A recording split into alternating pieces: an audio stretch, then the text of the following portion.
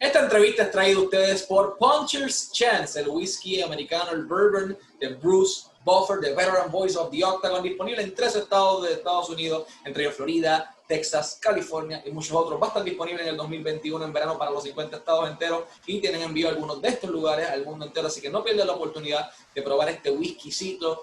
5 años añejo de Kentucky, uno de los mejores que he tenido la oportunidad de probar, y gracias a Ultimate Fighting Championship por esta oportunidad. Así que salud, it's time, it's time.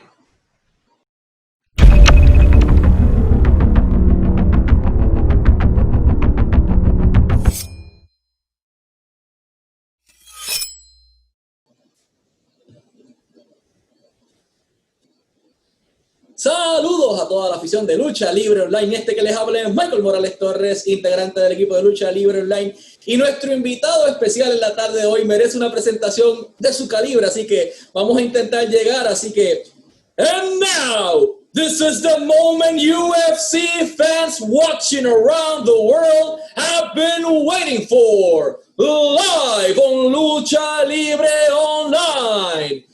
It's time! 5 rounds for the undisputed UFC and announcing champion of the world. Introducing first, fighting out of Los Angeles, California. This man is a kickboxer, standing 5 feet 10 inches tall, weighing 158 pounds. The reigning, defending, undisputed best announcer in the world, the veteran voice of the Octagon, Bruce Buffer. And I try to, we try to do something different. We are so grateful to have you today here, sir. How are you doing today? Thank you, Michael. That was great. I really appreciate it. Checks in the mail, man. That was very, very good. One correction, 5'11". Okay. 5'11", 200. Even better. So you are now almost a light heavyweight. Almost a light heavyweight. Yeah, when I fought at basically middleweight, but I could fight a light heavyweight if I had to. Awesome. So I want to speak about that because many people recognize you as the voice of the Octagon, the veteran voice of the Octagon, but not many people know the fact that you were a kickboxer for a while. You did this as your passion, as your profession. How did your passion for combat sports started? You know, it basically started when I was a young man. My dad was very much into boxing, and he taught hand-to-hand combat in the Marines. He was in the Marines for 13 years.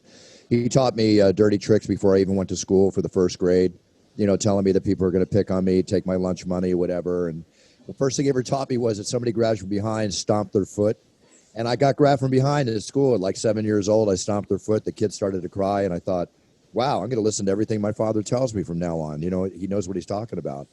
I got into a fight and got beat up when I was about 12 years old, and it's the only fight I actually ever lost, but it made me think twice about myself, and I went into judo, and I achieved a green belt in judo, and then we moved from Philadelphia out here to California, to Malibu, of all places, and I met Chuck Norris's students and fighting partners, and I started training in Tang Soo Do, which is his style, and I have a second-degree black belt in Tang Soo Do, and I've trained in other styles, Wing Chun, you name it, many different. But kickboxing was something I loved because whether I had a regular fight on the beach or in the street or I was doing point fighting in the dojo, the point fighting was not giving me the satisfaction that I needed. I wanted to hit for real, get hit for real, knock somebody out or get knocked out. And so I kickbox heavily, training 5 times a week, sparring every week, smokers, you name it. But I was never a pro. I was going for one pro fight. I was going to have one and just say I did it, and I got concussed twice during my training period, and the doctor said, at 32, he goes, "This is how you make money?" I go, "No, I make plenty of money doing this." He said, no more punches to the head. No more, you'll be talking like you're talking now when you're 45, and it won't go away. So I stopped that, still continued to train, but I proved myself. I know what I can do, and I'm done. It's all good. So I'm going to translate that incredible story to Spanish. Bruce comienza en esto de que su padre le da esos consejos de vida en su momento dado cuando era muy niño, de que los niños en la escuela iban a abusar de él, lo iban a golpear, tiene que prepararse para la vida, y entonces su papá es quien lo prepara en esta disciplina. Posteriormente, la única pelea que él perdió fue cuando tenía 12 años, lamentablemente, pues otra persona lo golpeó.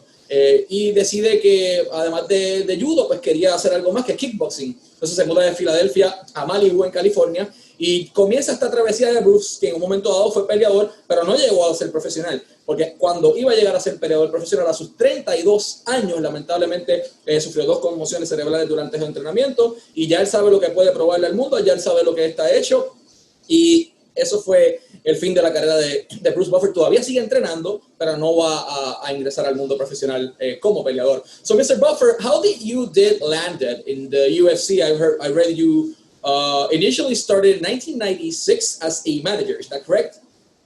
What happened was that on February 16th, coming up, 1996, this February 16th would be my 25th year anniversary being the Octagon. And back then, when I wanted to get into the Octagon, I basically went there with my brother Michael, who I am the manager of, and I have been for almost 30 years. And I got him to announce, Michael Buffer, the legendary Let's Get Ready to Rumble announcer. I had him announce 3 UFCs, and then I couldn't have him announce anymore. And so I convinced them, I tried to convince them to put me in the Octagon, and it didn't work. They didn't say yes. So I managed a fighter named Scott the Pitbull Ferrazzo down in Bayamon, Puerto Rico for UFC 8, because as his manager, you go down there with your fighter and you participate in the whole bit. And I did, and I convinced them to let me announce the prelims, which they did. And I thought, okay, great, now hire me. I'll help you build this brand. I'll be so much more for you than an announcer, but I need to grow with you as the announcer, as the Octagon announcer, as the sport builds. That fell on deaf ears. I got called back to announce UFC 10, and it's the whole show I did. I thought they'd hire me. They hired somebody else after that. Now a year and a half go by, I get asked to co-star on the famous TV show Friends as myself. When I was on the set, I met with the owner, Robert Meyerowitz at that time, and I said, look, I feel like a girl waiting to be asked to the prom, and nobody's asking me to the prom. I'm going to ask you one more time. I want to be the announcer, the Octagon announcer. I will help you build this business and go on to greatness with everything I can give you in my own source of media contacts. That was the best poker hand I ever played. I said, if I'm on this show and I'm co-starring as the announcer, you're on the biggest show on TV, they're going to think I'm your announcer. Let's stop screwing around, make a decision. That happened. I announced every single UFC from that point forward. Wow, so I'm going to translate this to Spanish. Su hermano sabemos que es el famoso boxeador Michael Buffer de boxeo, el Let's Get Ready to Rumble. Él era el manejador de su hermano en toda su carrera. Y entonces, durante ese proceso, él le pide a su hermano que lo ayude también a ingresar a lo que es el mundo de la UFC. No se le da en aquel momento dado para UFC 10. Y posteriormente, en UFC, después de UFC 10, en la serie Friends, él estaba en el set, estaba actuando, estaba listo y conoció al dueño de la UFC en aquel momento dado y le dijo, yo soy la persona que tú necesitas para esto, estoy en el programa de televisión más importante del mundo, que era Friends en aquel momento dado, y es tu decisión, estás aquí para hacer historia o estás aquí para hacer otro más del montón, y decidió finalmente ingresar a Bruce Buffer, que ha hecho un excelente trabajo hasta ahora. So, Mr. Buffer, let's move a little bit forward. You moved to Abu Dhabi for a few weeks in what people know as the UFC bubble. How was your experience working inside that UFC bubble in Abu Dhabi on Fight Island, and what it's like to announce on empty arenas? You know, the UFC is doing such a great job with the safety and protocol. They're showing the way for other sports organizations. So I go to Las Vegas, I get tested and quarantined for 24 hours, then I fly to Abu Dhabi on a private commercial jet with Dana and all the fighters and the production crew. We're treated very, very well. We go directly to Abu Dhabi on a 14-hour flight. We land, we get tested, we get quarantined. Next day, we get tested, we get quarantined. We're quarantined for a total of 72 hours. Then we're tested at least 2 or 3 times a week moving forward. The trips usually are a week, 10 days to 2 weeks or more long. Because, like, for instance, my last trip was I was there for 11 days for one show. This coming up, if we go to Abu Dhabi in January, I'll be there for 2.5 weeks for 3 shows. Unless they decide to hold them in Las Vegas. But, you know, we're at the W Hotel. It's beautiful. It's luxurious. You're in a bubble. You're with your mates and everything, and everybody that you knows everybody. So it's kind of like being in a luxurious jail is the way to look at it. And you got great room service and people serving you food in hazmat suits and all. And it is what it is. So you got to embrace it, make the most of it. And I have nothing to complain about because we are working, and a lot of people are not working, right? The trick is to be safe. Now, as far as announcing in empty arenas, not a problem because every time I announce anyway, no matter if there's 20 or 50,000 people in the audience, it's me looking into the eye of the tiger and giving them every bit of energy and lung power and passion I have to enhance their moment at that given moment. And that still is the same for me now, and I think it's even more important that I even be more entertaining so I can create that for the TV audience watching to give them the feel that there is 20, 30, 40, 50,000 people in the audience. So I'm doing my thing. People are like, my God, Buff, there's nobody here. I'm like, I don't care. This is what we do, right? So it's great. I have no problem with it. The fighters enjoy it. I enjoy it. Yeah, sure, I miss the fans. There's no question. But I'm actually very relaxed at the shows. I sit back. I watch the fights easier. I'm not signing 500 autographs and pictures, which I love to do for the fans, but due to COVID, it's not going to happen anytime soon. So embrace it. Embrace it and make the most of it, and it's going great. I'm going to translate to Spanish. Le pregunto sobre el UFC Bowl en Abu Dhabi. Él me dice que para llegar allá hubo muchos protocolos, tuvo que someterse a pruebas en Las Vegas, se metió en cuarentena por 24 horas, luego vuela en un jet privado con Dana White y con el resto de los peleadores hasta Abu Dhabi. Los hacían exámenes 2 y 3 veces por semana. Una vez llegan, le hacen exámenes y los ponen en cuarentena por 72 horas. Menciona que es como estar en un shell lleno de lujo, un caracol lleno de lujo en aquel momento dado.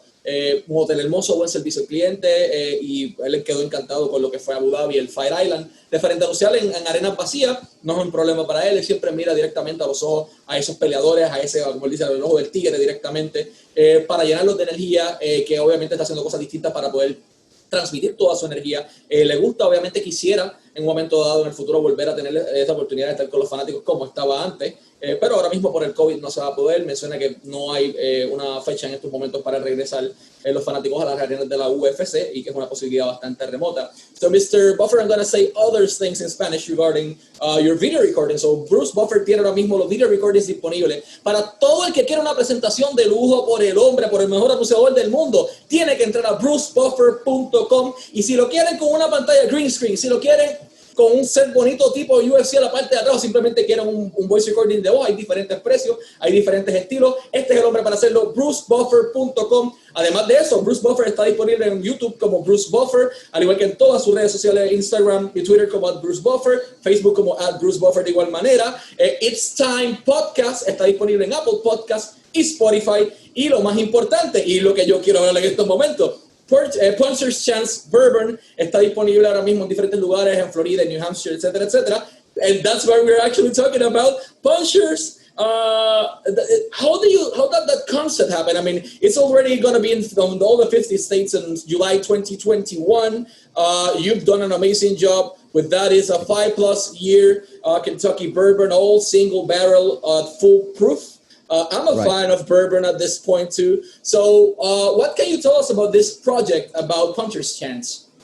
You know, this is a passionate pet project of mine. It's on my bucket list, and I've been working on this over a year. I came in contact with 2 amazing people that are great marketers, and they're very experienced in the business of spirits. There was a tequila by Sammy Hagar called Cabo Wabo Tequila. They were behind that. I met with them, and I love bourbon, and they came up with the idea for Puncher's Chance, which is what I'm all about. I've been an underdog my whole life. I'm always about having the puncher's chance to win the fight. One punch will change your life. But when I realized the Kentucky distillery they're working with and the high quality of this bourbon, it's so smooth and the taste is amazing. It's the finest bourbon I've ever tasted. And so we got together as partners. Our passion was the same. It's all about the 2 things that we love in life, which is whiskey and fighting, you know. And the fighting spirit and the underdog spirit and about being the best you can be. So basically, this brand dictates my life, what I'm all about. So I'm very proud to be behind it. We're breaking records. We've only been out for now 3 months and selling like crazy in 13 states.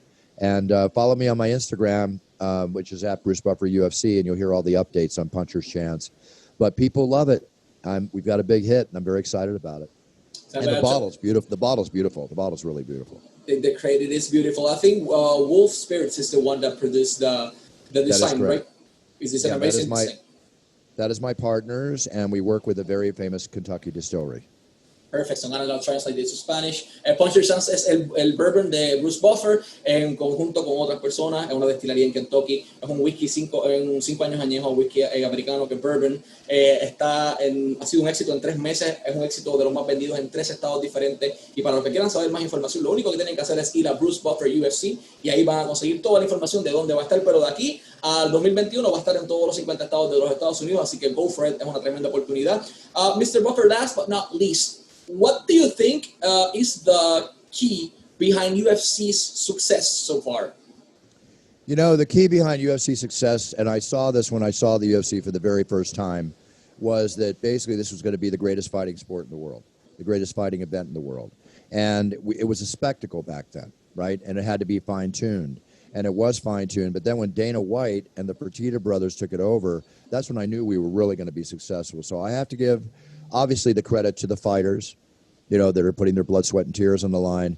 But the management behind the company, Dana White, the Fertittas, and now the new organization, WME, and all the people that Dana works with, the people that have to make this project work, to make the UFC what it is today, is what drives it. And they've done such an incredible job. And then when we were shut down with COVID, we were the first ones to come back, show people how to get it done. So really, we're kind of a pioneering spirit in the world of sports. And this as tragic as it is, this COVID situation and the way we came back made us even more popular, right? And even myself, you know, considering business has been going great. I mean, the videos and the audios that I record for people through my website at brucebuffer.com or at cameo.com, where I have a website, and where I offer videos too. The whole virtual business, whether you're watching UFC on TV or whether you're ordering videos from me or motivational talks with me for 15 minutes, this whole COVID thing's opened up a whole new world of business, which is in virtual reality. And if you know how to make it work, you make it work. But the UFC is a powerhouse, a King Kong, going uphill like a rocket ship, and I've got a first-class seat, and I'm very, very happy about that. And listen, we're offering entertainment, and right now, I think we need entertainment more than ever right now, you know? Need to be able to sit home, watch your UFC, break open a bottle of Puncher's Chance bourbon, and enjoy yourself.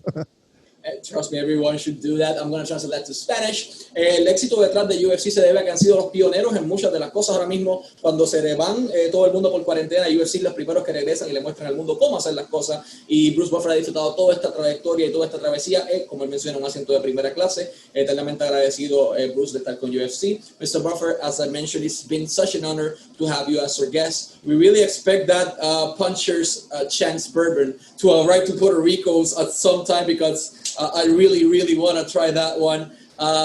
We wish you always the best of luck at this Time podcast and all your projects. And we thank you so much for your time, sir. Thank you so much. And I'll give you a little hint of my next project coming out.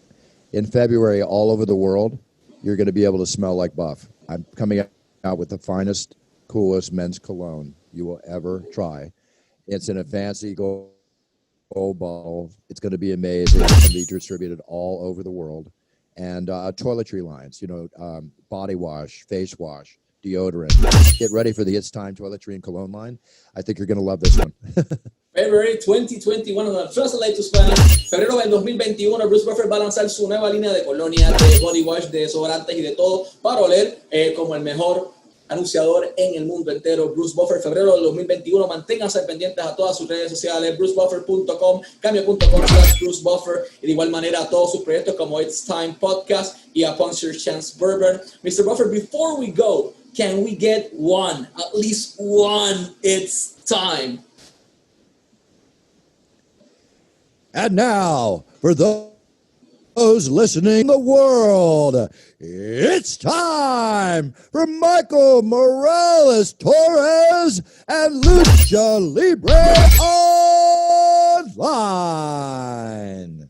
That was flawless. There you go. I just saved you $5,000, Michael. Enjoy the hell out of it. Thank you, sir.